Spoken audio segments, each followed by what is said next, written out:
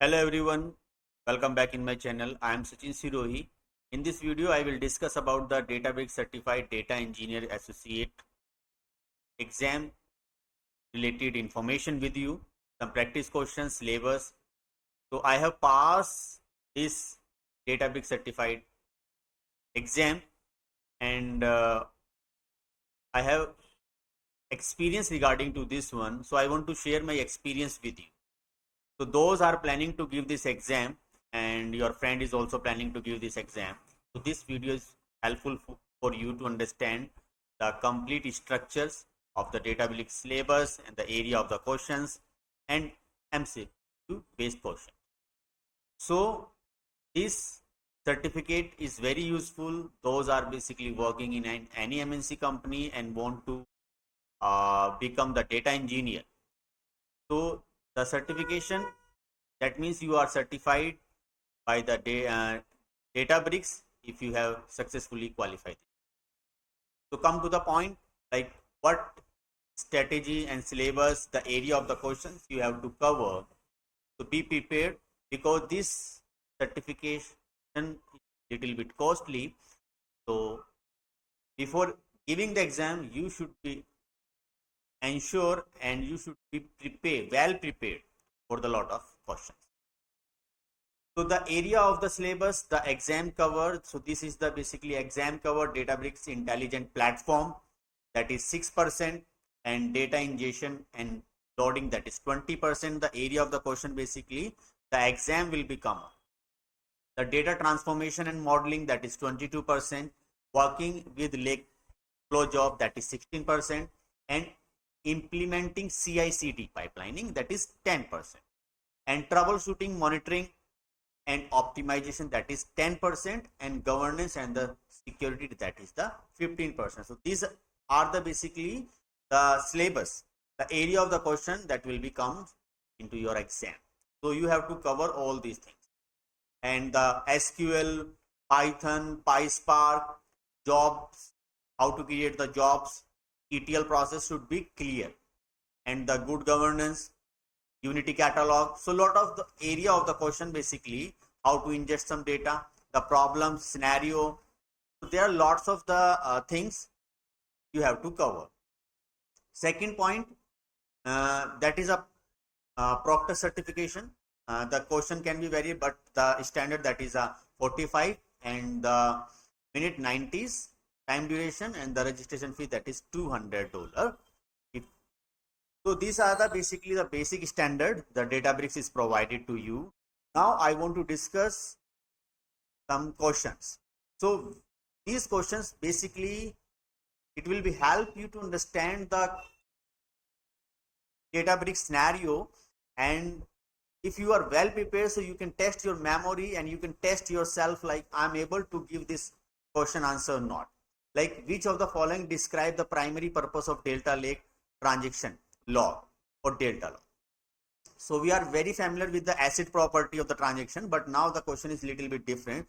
So the main the area, it maintain a chronological order of all transactions to guarantee ACID compliance and enable time travel. The time travel should be very clear. ACID property should be very clear. That is the correct answer of it. Now, our data engineer want to automatically and incrementally ingest new file. Okay, automatically and incrementally ingest a new file as they arrive in a cloud object storage location into data lake table. Do you want to ingest some data and the file is incrementally? Which feature should they use for optimal scalable performance? So the performance should be scalable. So now the correct answer is autoloader. That is a very useful autoloader, incrementable and scalable automatically. That is a correct answer, autoloader. So now when using data live table DLT, which exception type will retain invalid record but log the policy violation in the event log, that is expect. Okay.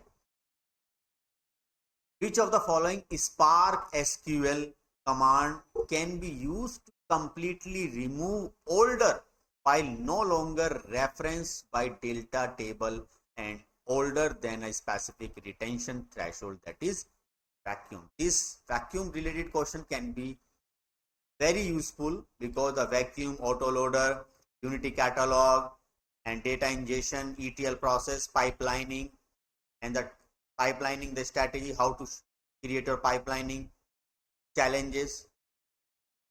Now, our medallion architecture, I hope those are planned data engineer are also learning about this one. So familiar with the medallion architecture like bronze, silver, and gold. So now I'm talking about the medallion architecture. What typical role of the silver layer? So storing, cleaning, enrich and confirm data that represent a validated state. Okay, I hope you are familiar with the 3 layer of the medallion architecture. So which Databricks feature provide unified governance for data and AI assets across a lakehouse platform, enabling centralized access control? Enabling centralized access control, that is a Unity catalog. So if you have any question, any doubt, you can comment me, and if this is helpful for you, you can like this. And if you have any questions, so you can comment. So now Unity catalog, that is a very important, because Unity catalog, that is a very useful and updated thing into the Databricks. A data engineer need to combine 2 row from 2 table based on the matching key. If the key, that is a useful question, like those are familiar with the SQL, like joins, left join, right join, full outer join, full join, cross join, lots of joins basically are there. View, trigger, sort procedure, strategy. So should be clear. So this question comes from the SQL, that is a left outer join. The join should be clear, transaction, trigger, view, and in Databricks type of the view should be clear. Which command should be used to recognize a delta lake table to compact small file into larger? Small file to larger. More optimal file and improve query performance, that is optimal. We just want to improve the query performance. Now, in Databricks workflow, what can a data engineer use to pass a dynamic value, such as a date string, from a parent pipelining task down to a dependent task, that is task parameter, task value, the correct answer. Now, when using structure stemming in Spark, what is the purpose of specifying a checkpoint location? Checkpoint location also should be clear. So it saves the state information and progresses the stream of cloud storage, allowing for failure recovery. When time travel, autoloader, vacuum, Unity catalog, data ingestion, view, joins, pipelining, when we create the jobs, lots of options, checkpoint location, ingest some data, some different sources, DLT. So these are the, and PySpark related questions, some performance related question should be clear, those syllabus you have covered. So in this video, my main focus, aware about the Databricks certification, the area of the questions, and you have to cover all the steps.